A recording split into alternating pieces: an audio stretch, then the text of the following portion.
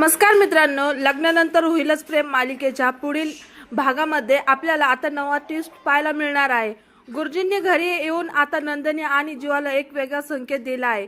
नंदिनी, तू बहिणीच्या नात्याने मोठी आणि जाऊच्या नात्याने लहान आहेस, या दोघ्या नात्यांनी तुला दुवा व्हायचा आहे। तर गुरुजींचा संकेत मागचा अर्थ आता जीवा आणि नंदिनीला पूर्णपणे समजलेला नसतो। तर नंदिनीचा मिसकॅरेज झाल्यामुळे डॉक्टर म्हणतात की आता तुमचं पुन्हा आई होणं थोडं कठीण आहे, त्यामुळे दुसऱ्या वेळेस काही कन्फर्मेशन मी तुम्हाला देऊ शकत नाही। तर डॉक्टरांचं बोलणं ऐकून नंदिनी पूर्णपणे तुटून जाते।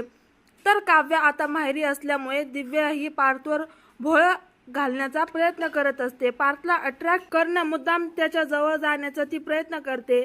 यापुढे आपल्याला पाहायला मिळेल की जीवा नंदिनीचं बाळाचं सत्य संपूर्ण कुटुंबाला कळतं। तर एवढी मोठी गोष्ट लपवल्यामुळे घरातली सगळेच त्यांच्यावर खूप रागवतात। तर काव्याला जेव्हा कळतं की नंदिनीचं आई होणं थोडं कठीण आहे, त्यामुळे ती खूप मोठा निर्णय घेते। काव्याला झालेला बाळ ती आता नंदिनी आणि जीवाला देते। काव्य म्हणते की मी पुन्हा आई होऊ शकते, पण माझ्या नंदिनी ताईच्या डोळ्यात मी अश्रू पाहू शकत नाही। तर ते बाळच आता नंदिनी आणि काव्यामध्ये दुवा निर्माण करेल का, हे तर आपल्याला येणाऱ्या पुढील भागामध्येच कळेल।